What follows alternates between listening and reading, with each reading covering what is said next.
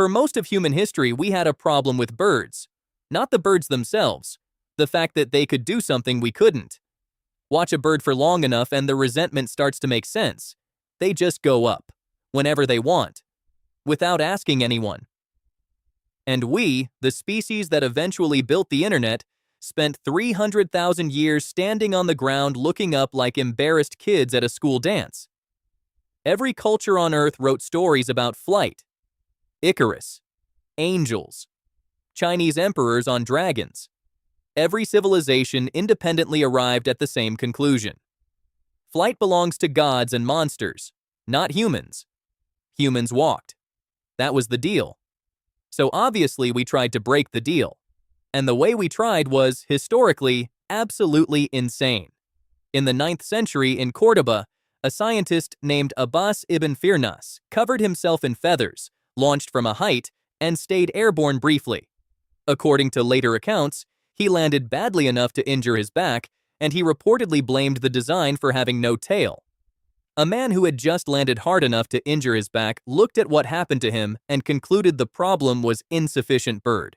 He was one of the most respected scientists of his era. This is the level we were operating at. For the next several hundred years, humanity's approach to flight stayed roughly the same. Find something with feathers, attach it to a human, see what happens. What happened was, reliably, an injury and a eulogy.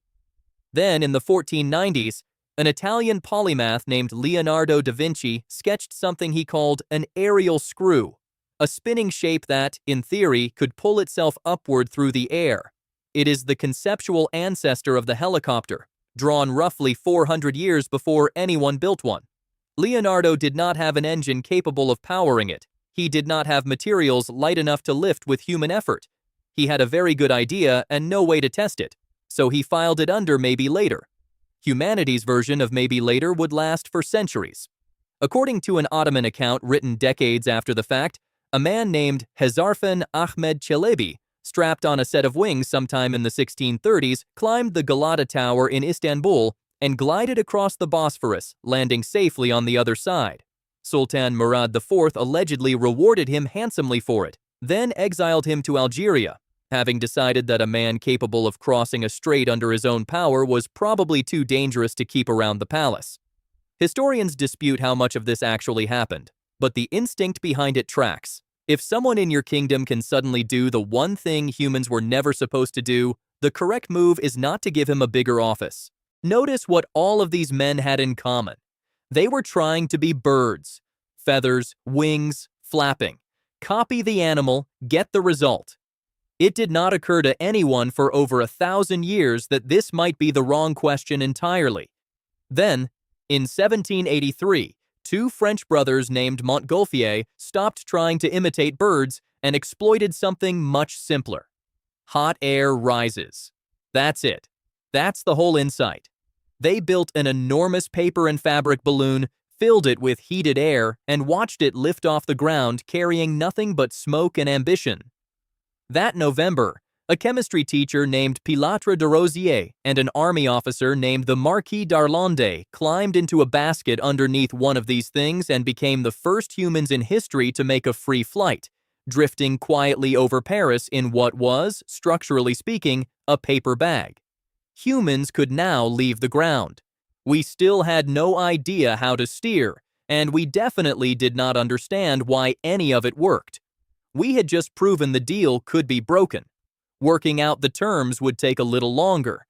That work landed, unglamorously, on an English engineer named George Cayley in the early 1800s. Cayley did not build an airplane, and he is not the answer to any pub trivia question. But he did something nobody before him had bothered to do. He sat down and actually asked what flight was, mechanically, instead of what it looked like. He broke it into 4 forces: lift, weight, thrust, and drag. He worked out that a wing did not need to flap to create lift. It just needed the right shape moving through the air. He worked out that thrust could come from somewhere else entirely: an engine, a propeller, anything that wasn't a bird's chest muscles. And he worked out that you needed a tail to keep the whole thing from tumbling. Draw what Cayley described and you get something that looks unmistakably like a plane. Fixed wings, separate propulsion, a stabilizer at the back. He published this around 1810, roughly a century before anyone built a machine that actually worked. Every person who came after him, whether they knew his name or not, was building inside a blueprint he had already drawn. Cayley never became a household name. Everyone remembers the man who got off the ground. Almost nobody remembers the man who figured out the geometry. One of the people building inside that blueprint was a German engineer named Otto Lilienthal. In the 1890s, Lilienthal constructed an artificial hill outside Berlin for the sole purpose of running off it while strapped into a glider. He did this over 2,000 times. He kept detailed notes on lift and control. He was, by any reasonable standard, the most competent aviator on the planet for the better part of a decade.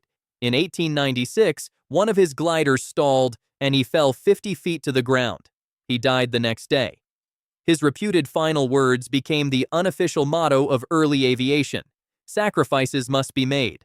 7 years later, two bicycle mechanics from Dayton, Ohio, looked at everything that had come before them, all the feathers and the screws and the fatal hills, and noticed something everyone else had missed. The problem was never the wings. Plenty of people had built wings that could theoretically generate lift. The problem was control. You could get a machine into the air and it would immediately do whatever it wanted, which was usually crash. Wilbur and Orville Wright were not trying to build an airplane. They were trying to build a pilot's ability to control one, and they treated that as an engineering problem to be solved with wind tunnels, warped wingtips, and years of unglamorous testing on a beach nobody had heard of. On December 17, 1903, at Kitty Hawk, North Carolina, Orville Wright lay flat on the lower wing of a machine called the Flyer and held on for 12 seconds while it traveled 120 feet. It was slow enough for a man to run beside it. It happened in front of 5 witnesses and a stretch of empty sand. And it was, by any definition that mattered, controlled, sustained, powered human flight. The deal that had stood for 300,000 years was over. Almost nobody believed them. You would think proving humans could fly would be the hard part. It wasn't. The hard part was convincing anyone it had actually happened. The Wright brothers spent the years after Kitty Hawk doing something that looks, from a modern marketing standpoint, like a catastrophic mistake. They barely showed anyone. Reports of their flights did appear in a handful of publications, but most major newspapers either ignored the story or treated the claims with open suspicion. 2 bicycle mechanics from Ohio claiming powered flight sounded, to most editors, exactly like the kind of thing a bicycle mechanic from Ohio would claim. The brothers weren't hiding out of embarrassment. They were protecting their patent before showing the world exactly how the machine worked, which meant enduring several years of being quietly regarded as liars. That ended in 1908 in France. Wilbur flew publicly for the first time, and he did not just fly. He flew in complete control, banking, turning, circling the field like the maneuver was beneath him. The European aviators and journalists who had spent years calling the Wrights bluffers watched him do it and stopped arguing immediately. There is a particular kind of silence that happens when several hundred confident people are proven wrong in real time. That was the sound coming out of France that summer. The world had barely finished absorbing that when it found a much faster use for the airplane than proving a point. In 1914, Europe went to war, and flight, which had existed for 11 years as a curiosity, became a weapon before it ever became a form of transportation. Pilots who started the war using pistols to shoot at each other from open cockpits ended it flying purpose-built fighters with synchronized machine guns, radios, and formations. Governments that had shown no interest in funding aviation suddenly had unlimited interest in funding aviation, provided it killed the right people. By 1918, the technology had advanced further in 4 years of war than it had in the previous 11 years of peace. This is, unfortunately, a pattern that repeats throughout the history of flight. Peacetime gives aviation ideas. War gives aviation a budget. When the war ended, there was a surplus of 2 things: trained pilots with nothing to fly, and cheap military biplanes nobody wanted anymore. The obvious solution to a certain kind of person was to buy a war surplus aircraft for almost nothing and tour the country doing things with it that no sane insurance company would cover. This is how America got the Barnstormers. Pilots who flew low over farm towns, landed in open fields, and charged nearby residents a few dollars for a ride in exchange for the terror of their lives. Some of them wing-walked, climbing out onto the wing mid-flight for the crowd below. Some of them looped the plane. Some of them flew it under bridges. A number of them died doing this, in front of the same crowds who had just paid to watch. It was reckless, it was popular, and it is the reason an entire generation of Americans first experienced flight as a form of carnival entertainment rather than transportation. What the Barnstormers did for spectacle, one quiet airmail pilot did for legitimacy. In May of 1927, a 25-year-old named Charles Lindbergh took off from New York in a single-engine plane called the Spirit of St. Louis, alone, with no radio, no co-pilot, and no ability to sleep for the next 33.5 hours. He landed in Paris to a crowd of roughly 150,000 people who had come out simply to see if he would actually arrive. He became one of the most famous people alive almost overnight. Lindbergh did not prove that the Atlantic could be crossed. Teams had already done that. He proved that one man could take off from New York, fly alone through the night, and arrive in Paris carrying nothing but fuel, sandwiches, and the attention of the entire world. Aviation had a new kind of celebrity, and inevitably, it needed a counterpart. Amelia Earhart became the first woman to fly across the Atlantic solo, and went on to set a string of records that made her one of the most recognizable people in the country. In 1937, she attempted something considerably more ambitious, a flight around the world along the equator. Somewhere over the Central Pacific, while approaching Howland Island, radio contact was lost. Neither Earhart, her navigator Fred Noonan, nor a conclusively identified wreckage site has ever been found. Aviation, at this point in its history, had already learned that fame and risk arrived as a package deal. It would keep relearning that lesson for decades. While all of this was happening in cockpits and headlines, a quieter revolution was happening in accounting. In 1935, an aircraft called the DC-3 made its first flight, and it did something none of its predecessors had managed. Earlier airliners survived mostly on government contracts to carry mail, with passengers as a secondary, often unprofitable afterthought. The DC-3 was reliable enough, efficient enough, and carried enough people that an airline could finally make its money from the passengers themselves. It was the aircraft that finally made carrying people, not merely subsidized mail, the actual economic center of an airline business. Nobody remembers the DC-3 the way they remember Lindbergh. It was, in its own way, just as important. Then the world went to war again, and aviation went with it, at a scale the First War hadn't come close to. Bombers capable of leveling cities. Radar that could see aircraft coming before anyone heard the engines. Jet engines developed independently in Britain and Germany at roughly the same time, as engineers on opposite ends of the war arrived at the same fundamental idea without knowing the other had found it too. By 1945, aviation had stopped being a question of whether humans could fly. That question was thoroughly closed. The only question left was who got to decide what flight was used for. The post-war years finally turned the answer back toward passengers. In 1958, the Boeing 707 entered service with Pan Am, and a flight from New York to Paris, which had taken roughly 15 hours by propeller aircraft, now took 8. The jet age had arrived, and it arrived fast enough that people who had grown up with propeller planes were suddenly flying at speeds their parents would have called science fiction. 4 years later, Britain and France looked at that speed and decided it wasn't nearly enough. In 1962, the two governments agreed to jointly build an airliner that would outrun the rotation of the Earth across the Atlantic. It would take over a decade, cost several times what anyone budgeted, terrify regulators with the sonic booms it produced over land, and eventually become, arguably, the most recognizable passenger aircraft ever built.